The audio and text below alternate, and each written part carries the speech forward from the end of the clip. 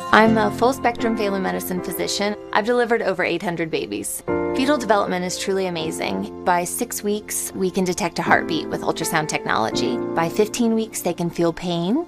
The scientific data that Roe v. Wade was based upon is antiquated. I think that the law should reflect the science. The case going before the Supreme Court from Mississippi to place limits on late-term abortion is absolutely necessary. It's time to impose limits on late-term abortion.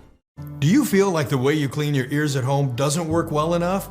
I felt the same way, but then I tried the WaxRx ear wash system.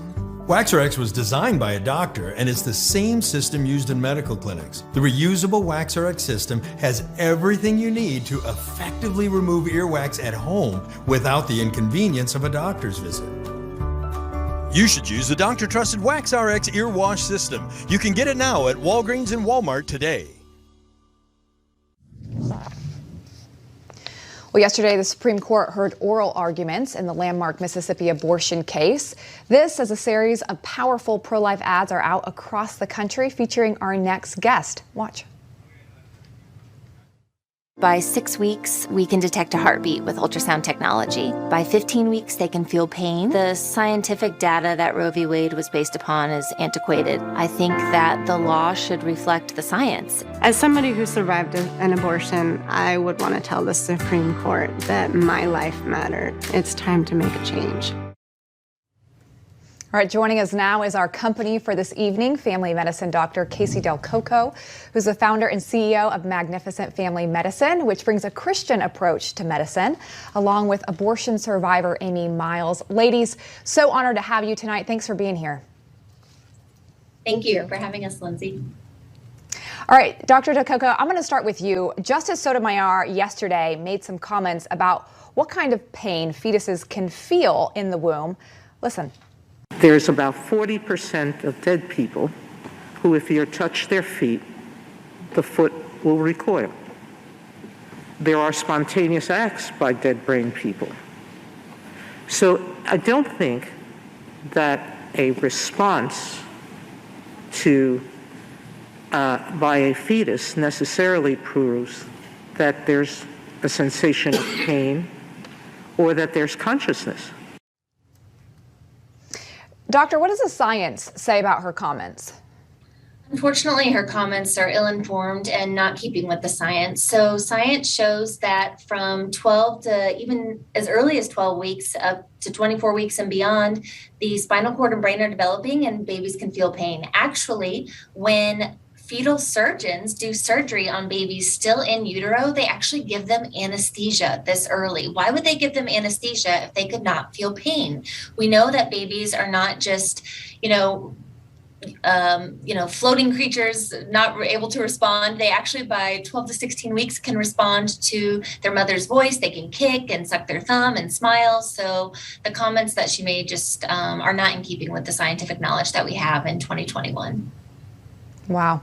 Amy, in that ad that we showed done by Susan B. Anthony, you talk about being an abortion survivor. I mean, the fact that you survived an abortion is a direct conflict to the pro-abortion message. They would say women have a choice because there isn't a life in the womb. It's just tissue in there. When you talk to people who argue for abortion, how do they respond to your life and your message? Well, that's exactly why I want to speak out, so that I can share the truth that behind every abortion is a human life. And really, I deserve the right to life just like anybody else. Wow.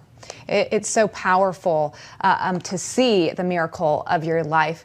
Dr. Del Coco, we know when life ends. We heard the Justice Sotomayor talking about life being over.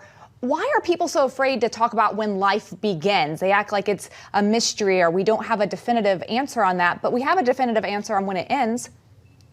I think that people try to distort that question, or it's confusing sometimes because of political gain, because in terms of the science, it's not a religious matter at all. People try to debate, oh, it's a philosophical question, it's a religious question. No, it's a simple scientific question with a simple answer. We know from the science of embryology, which I took in undergraduate class, Embryology 101, is that when the egg and the sperm meet and a human embryo is created, that is a distinct, unique, and unrepeatable gift, a human life, and every life has value and meaning. And absolutely, if we don't have the right to life in this country, then the right to liberty and the pursuit of happiness don't matter. So the right to life is absolutely the most important right we have as God-given people, but also as, of course, as Americans. The science is so strong on the argument of life.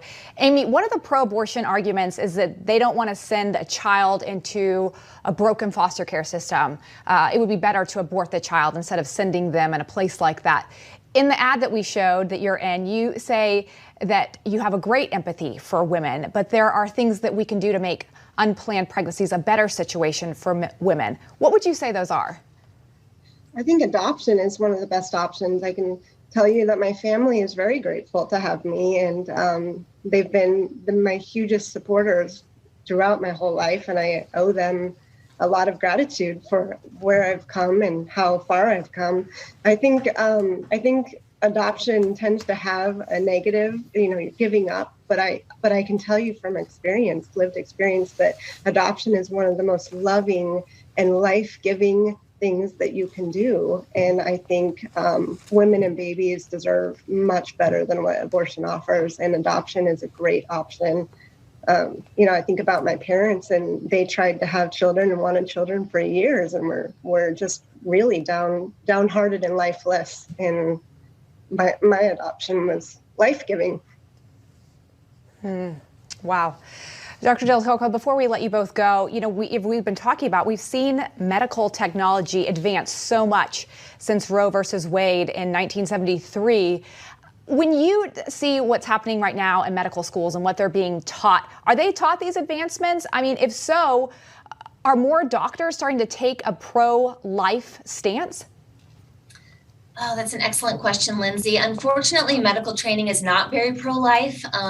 There's definitely a bias against pregnancy with widespread contraceptive use. The IUDs and the birth control pill all cause early abortions, which a lot of women don't realize. And as a matter of informed consent, women should know.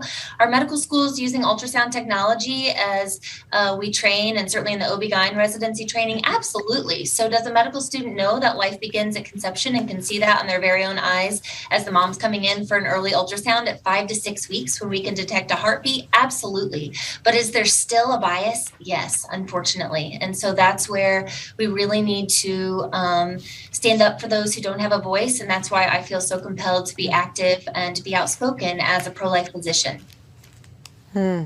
Dr. Del Coco and Amy, thank you so much for what you are both doing to speak for those who can't speak for themselves, are most vulnerable in this society, and sharing your stories. Appreciate your time this evening. Thank you so much. We appreciate it. Yeah.